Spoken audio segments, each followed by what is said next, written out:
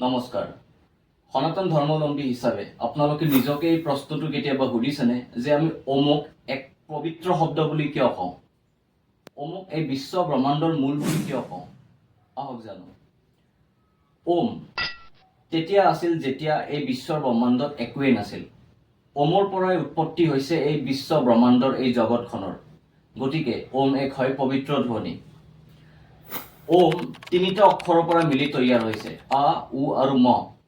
অ অৰ্থাৎ সৃষ্টি, নিৰ্মাণ, that is the divine starting.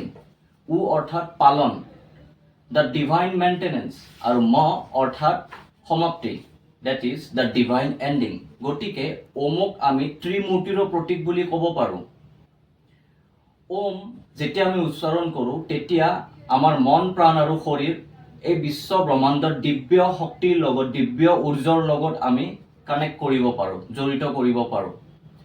এতিয়া যদি আমি বৈজ্ঞানিক দৃষ্টিৰে চাওঁ তেতিয়া ওম যেতিয়াই আমি উচ্চাৰণ কৰোঁ আমাৰ এনেকুৱা এটা ফ্ৰিকুৱেঞ্চিৰ উৎপত্তি হয় যাৰ ফলত তাৰে ভাইব্ৰেশ্যনে আমাৰ ব্ৰেইন চেলছ, নাৰ্ভ চেলছবোৰত এক সকাৰাত্মক প্ৰভাৱ আনে। যেতিয়াই আমি ওম উচ্চাৰণ কৰোঁ তেতিয়া আমাৰ মনৰ ছাবকনচিয়াছ মাইণ্ড, অবচেতন মনত লুকাই থকা বিভিন্ন ধৰণৰ নাকাৰাত্মক ভাৱচিন্তা বা বিভিন্ন ধৰণৰ জগতৰ ভাৱচিন্তাবোৰ ক্ষণিকভাৱে হওক ক্ষীণ হৈ পৰে আৰু তেতিয়া আমি একাগ্ৰ হৈ কিবা কাম এটা কৰিব পাৰোঁ, ভগৱানৰ দৰ্শন কৰিব পাৰোঁ, ভক্তি কৰিব পাৰোঁ। এই ওম কেৱল এটা ধ্বনি নহয়, ওমেই হৈছে বিশ্ব ব্ৰহ্মাণ্ডৰ উৎপত্তিৰ মূল। আৰু যেতিয়াই আমি ওমৰ উচ্চাৰণ কৰোঁ আন কোনো মন্ত্ৰ এটাৰ লগত তেতিয়া সেই মন্ত্ৰটোৰ নিজস্ব প্ৰভাৱো বাঢ়ি যায়, শক্তি বাঢ়ি যায়। নমস্কাৰ।